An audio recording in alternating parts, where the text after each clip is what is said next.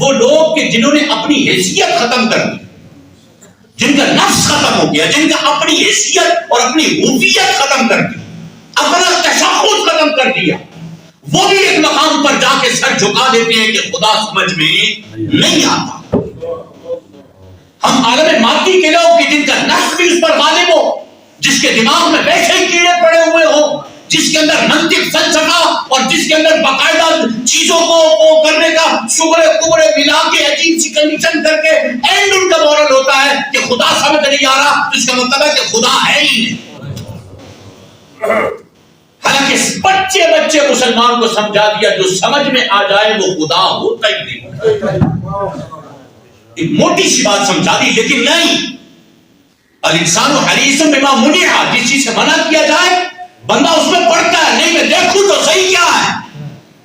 آج کل social media پہ یہ چیز عام ہے۔ خدا کے لیے پہلے اتنا لیول پیدا کریں، اتنا علم، اتنا نالج، اتنی اسٹرگل، اتنی استقامت، اتنی اپنے جسم کو فنا کرنا، روح کو آزاد کریں، اس لیول پہ پہنچے، پھر خدا کی تجلیات ہمیں نظر آئے۔ ایسے ہی نہیں اللہ کی ذات کو کوئی نہیں سمجھ سکتا، اس کے سمبل کے طور پر اگر خدا کو سمجھنا چاہتے ہو تو پہلے سمجھو مصطفیٰ کیا، ایک سمبل بنایا، ایک علامت بنائی، اللہ نے اپنے ہونے کی ایک دلیل بنائی ہے مصطفیٰ۔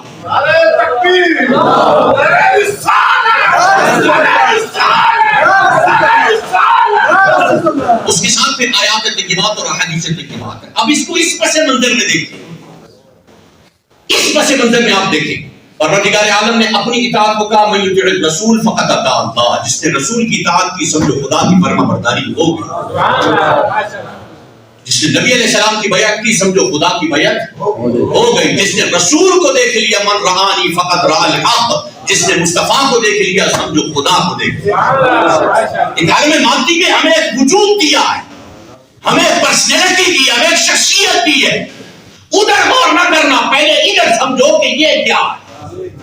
اس ذات اقدس کو سمجھو۔ یہی وجہ ہے کہ اہل سنت کے ایمان، ہماری تقاریر، ہماری ایمان، ہماری شریعت، ہمارے ہر ایک کا مرکز و محور مصطفیٰ بنتے ہیں، محبوب بنتے ہیں، مرکز و محور۔ ہماری زندگی، ہمارے ایمان، ہمارا اسلام، ہمارا قرآن، ہماری شریعت، ہمارا دین، یہ سارے کا سارا گھوم کے سمٹ کے آتا ہے مصطفیٰ کی ذات۔ مصطفیٰ کو سمجھ لے، خالی کی طرف یہ پڑھے لکھے آج کل کالجز یونیورسٹی کے پروفیسر اور بڑی ڈیبیٹ چل رہی ہے منطق فلسفے کے حوالے سے خدا کی ذات کو سمجھنے کے لیے، اتنا لیول تو پیدا کرو پہلے۔ وہ لیول کیا ہوتا ہے جس میں ہم اس ذات کو سمجھیں گے کہ جو ذات کبھی دیکھی نہیں جا سکتی، جس ذات کو سوائے مصطفیٰ کے کسی نے دیکھا نہیں ہے، نبیوں تک نے نہیں دیکھا، وہ ذات ہے خدا کی، رحمان وہ ذات ہے کہ جس کو محبوب کے علاوہ کسی نے دیکھا نہیں،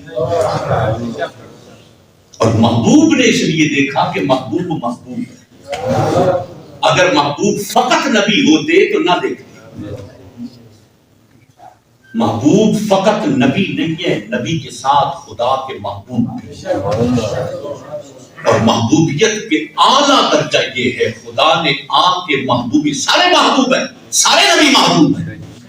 لیکن محبوبیت کا وہ درجہ کہ جس کے بعد محبوبیت ہو ہی نہیں سکتی، وہ فقط مصطفیٰ کو ہے۔ وہ ایک الگ لیول ہے کہ جس لیول پر جا کے اللہ نے اپنے محبوب کو اپنا جلوہ دکھایا ہے، وہ لیول ہی الگ ہے۔ مخلوق میں غور کرو،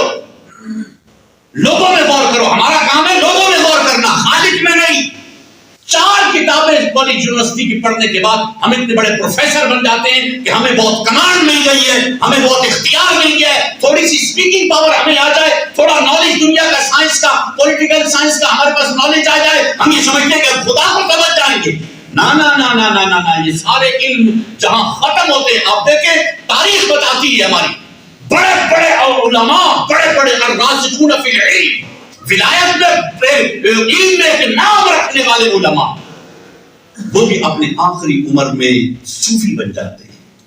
تصوف میں چلے جاتے ہیں، روحانیت میں چلے جاتے ہیں، راہ سلوک میں چلے جاتے ہیں،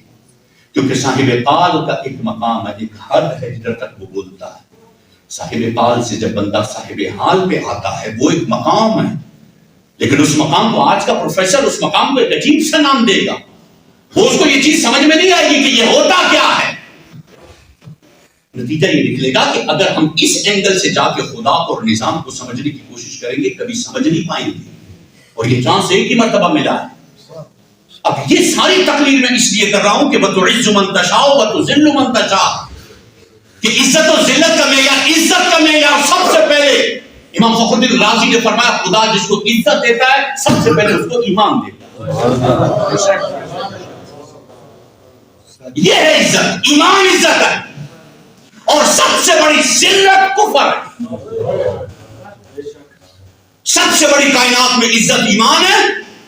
اور سب سے بڑی ذلت یہ دنیا کے اندر کفر ہے.